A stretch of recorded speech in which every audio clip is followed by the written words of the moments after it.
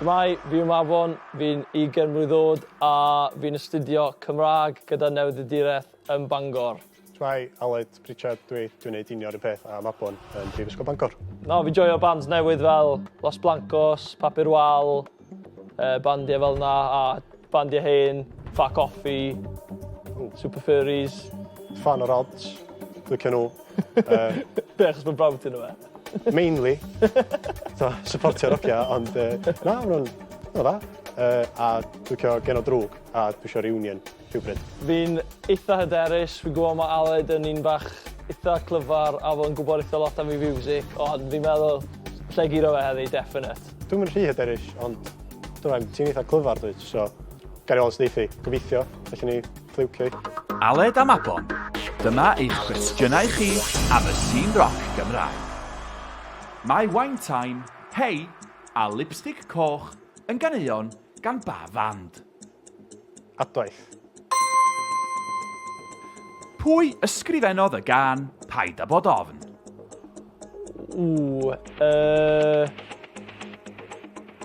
Carol Parry Jones?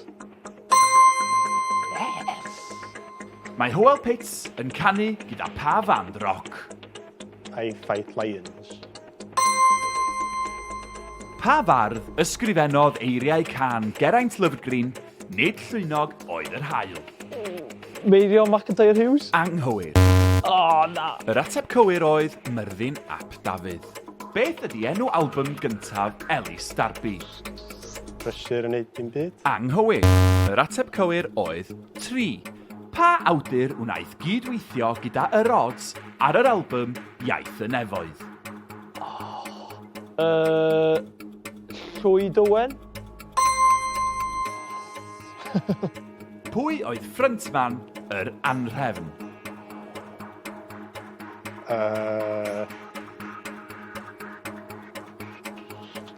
Rhys Mwynt. Anghywir. Yr ateb cywir oedd Siôn Sebon. O, no. Pa fand oedd i fod yn headlinio nos Sadwrn maes B yn Eisteddfod Llanrwst 2019? Mell? Pa gymeriad mae Iwan Fawn, frontman y Rei a Kim Hon, yn ei actio yn Rownd a Rownd? Jason. Gwybod o'n rownd yn helpu fi rhywbeth. Ble cynhaliwyd gig olaf y bandana? Market Hall, Caernarfon. Llon gyfarchiadau mawr, Mabon. O, na. Ti wedi curo o 4 pwynt i 3. Torri'n galon o. Dwi'n bach o siomedig, ond dwi'n di dychryn y ffaith ar ein hanner disgwyl golli yn erbyn Mabon. Neu fo'i clyfar, sa'ch chi'n meddwl o edrych arno. Eitha hapus na hwnna.